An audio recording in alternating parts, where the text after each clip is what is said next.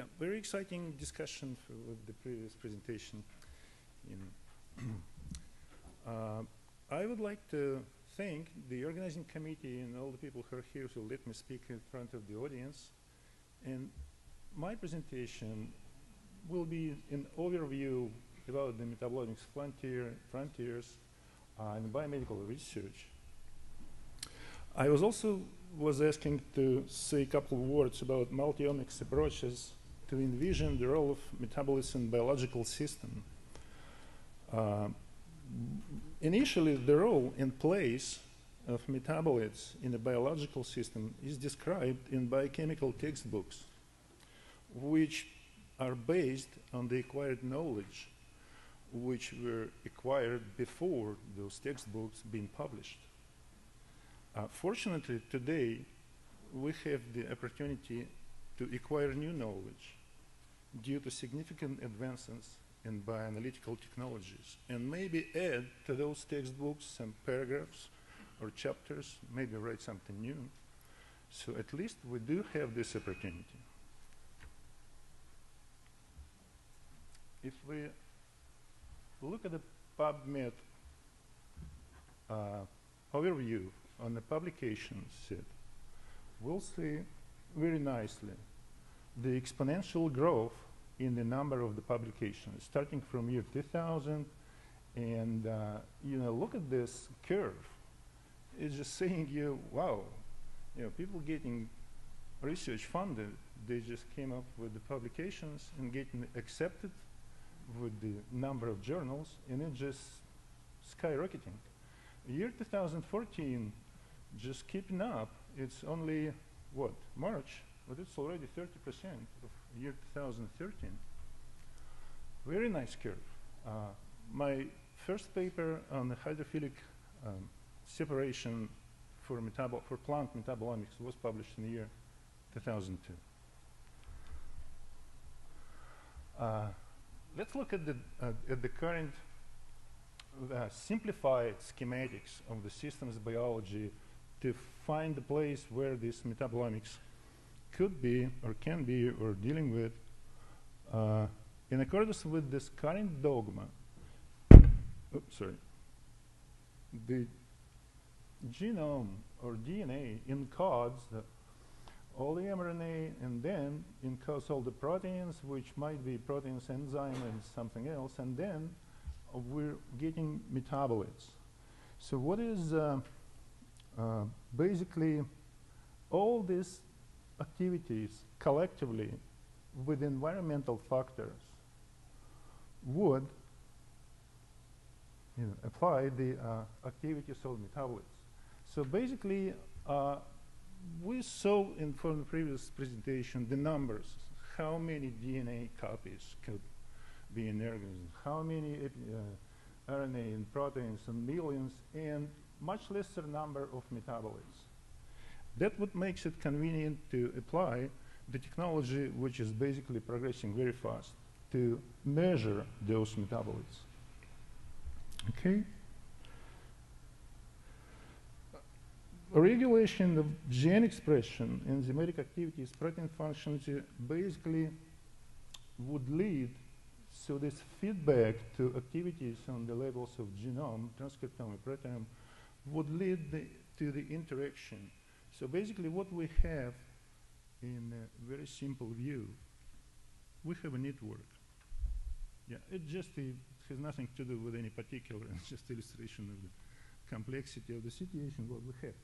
In the network we have obviously nodes which are biochemical entities. It may be gene, protein, or metabolite. And we do have connections between which are interactions based on the described activities, as it's published or it's observed, whatever. So in some cases we see, there is a few connection between certain biological entities. Some of these, like this, are very rich in connection. That means the key compound, the key node, is multifunctional. Just a brief overview about the complexity of these things.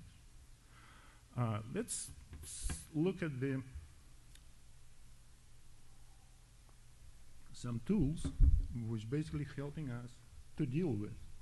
So the very first presentation we mentioned the NMR for metabolomics. Today, the higher reproducibility of the NMR-based technique gives this method a number of advantages. We already saw how NMR, with the very first presentation, helped to deduce chemical structure, do some measurements, and with the data mining provide some very exciting data in the plant world. The same thing can be done in any other field. Today, we can have at our disposal a high-resolution mass spectrometer up to 900 Tesla cryoprobe and flow-through sampling, which allowing you to have a higher throughput. If the H1 NMR can be measured within 20 seconds and a certain concentration, so the highest throughput for the large study is available. It's not the case for carbon-13 NMR. But anyway, we also can have in vivo MRI scanners with this very high Tesla camera. What would be the limitation for NMR application in metabolomics? Unfortunately, sensitivity. We still have a lower sensitivity, so NMR detects only high abundant metabolites from micromole to millimole range concentration in a sample. Another disappointing things, which probably can be overcome in the future, is it suffers from signal overlap between individual metabolites if there is no preliminary LC separation. So there is the LC NMR features, which you can separate peaks and then get more clear picture from detector.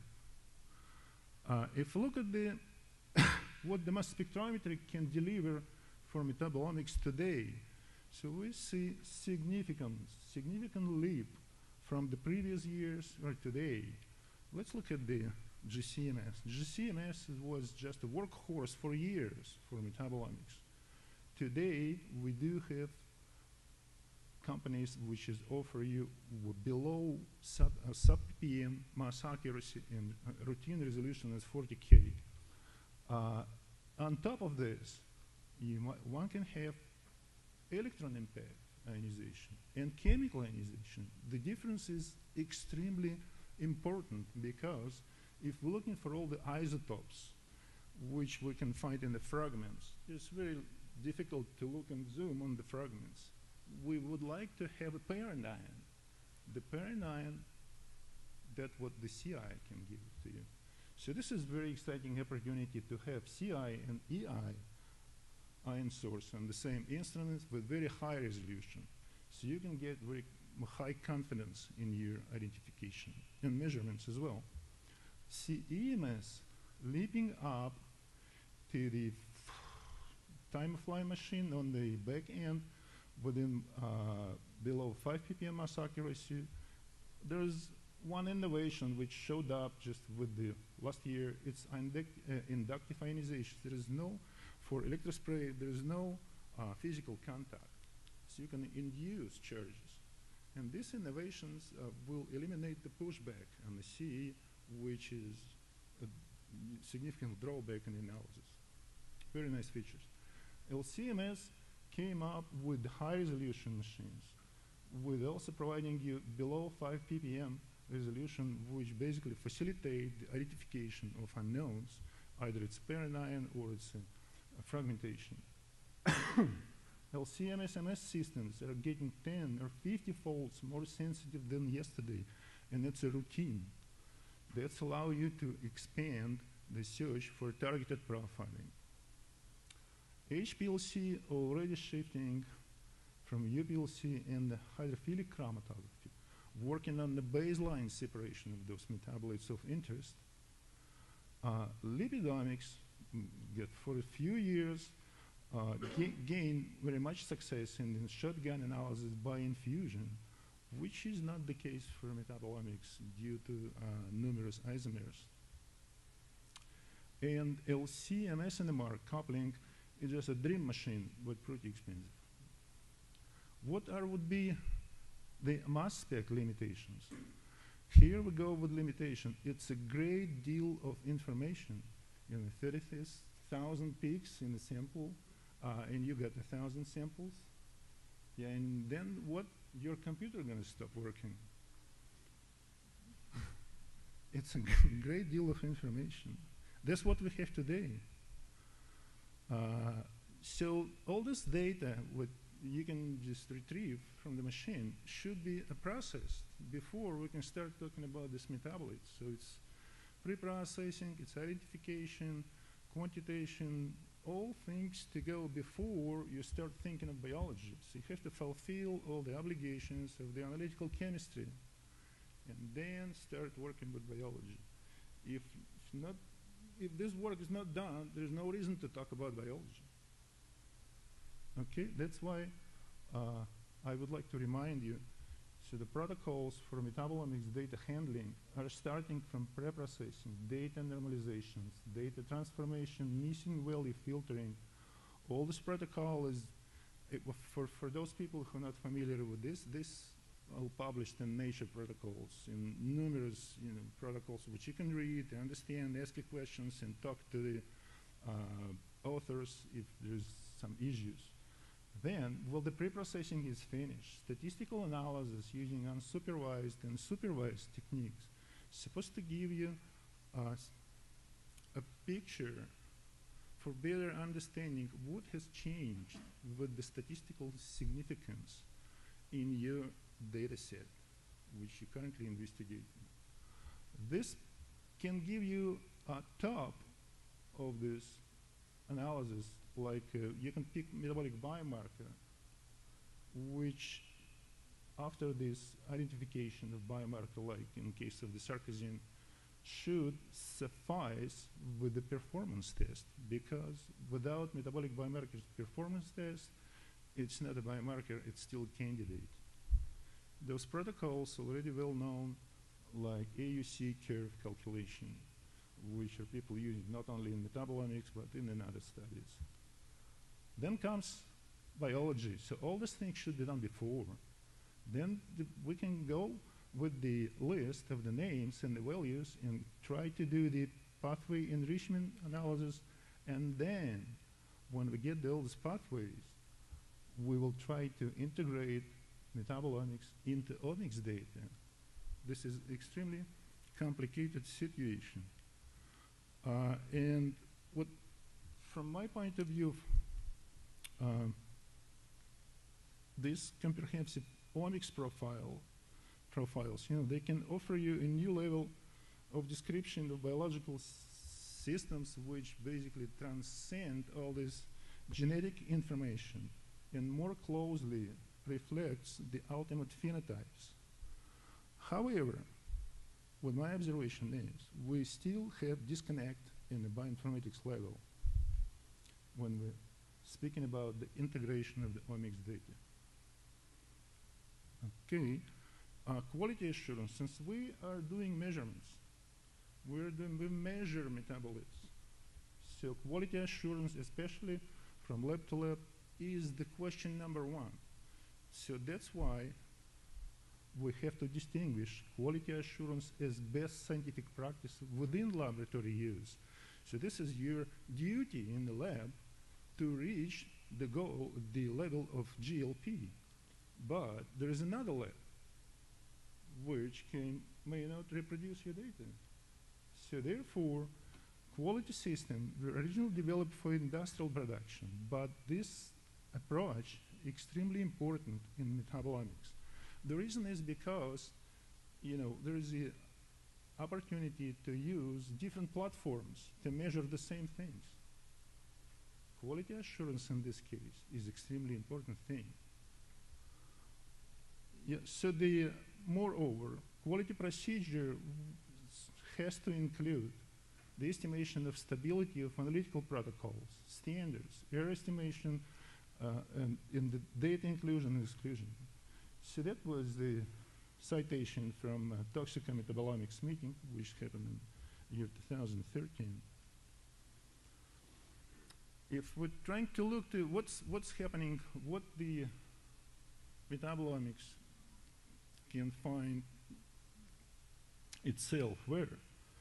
In translation medicine, recent a paper in the year 2013 with Dave Robertson said the technology basically in the pharmaceutical industry might be used for biomarker discovery and patient stratification.